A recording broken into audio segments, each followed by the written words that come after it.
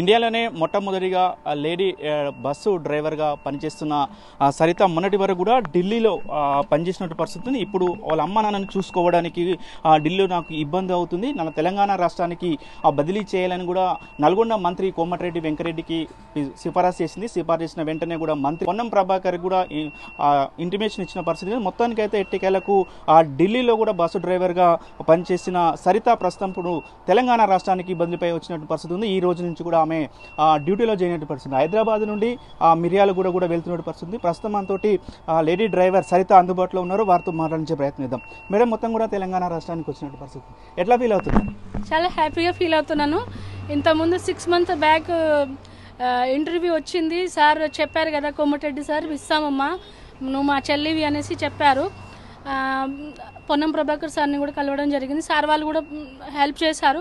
కాకపోతే అప్పుడు కొంచెం కుదరకపోతే ఇంత టైం పట్టింది. ఇక ట్రైనింగ్ ఇట్లా అంతా కంప్లీట్ చేసుకొని వచ్చాను.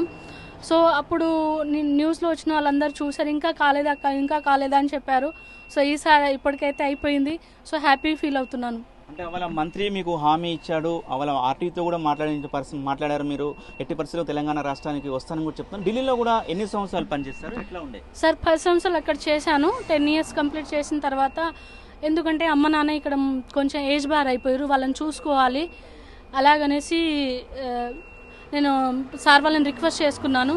సో సార్ వాళ్ళు నాకు హెల్ప్ చేశారు. కాకపోతే కొంచెం టైం పట్టింది, కానీ హెల్ప్ చేశారు. Thank you.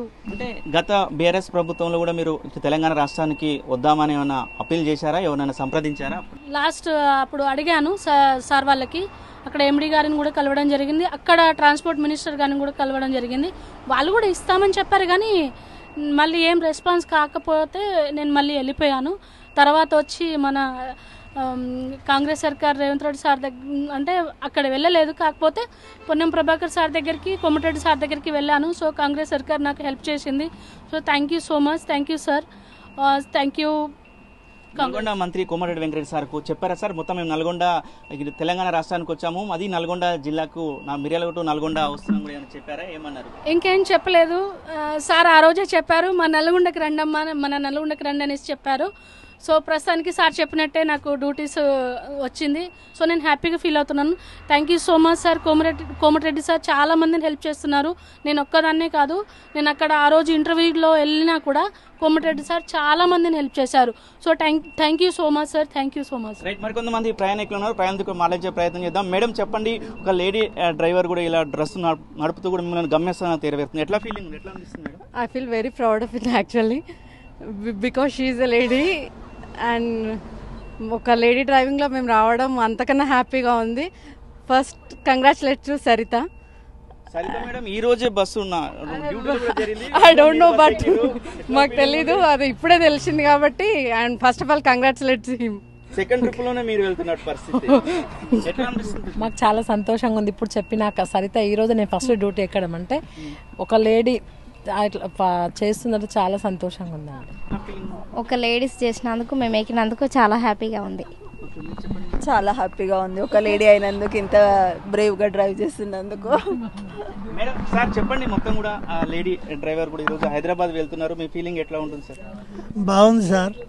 ఈ మనం జెంట్స్తో పాటు లేడీ డ్రైవర్ డ్రైవింగ్ చేస్తున్నందుకు మేము సపోర్టు, మా హ్యాపీగా ఉంది మాకు.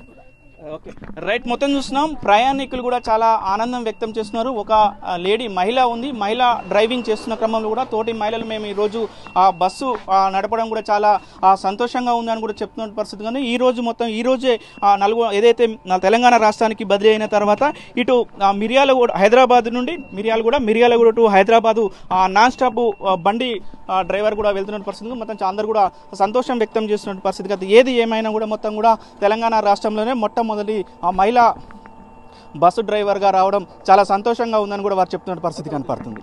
అసలైన తొలి వెలుగు. ఫాలో వాట్సాప్ @తొలి వెలుగు అఫీషియల్.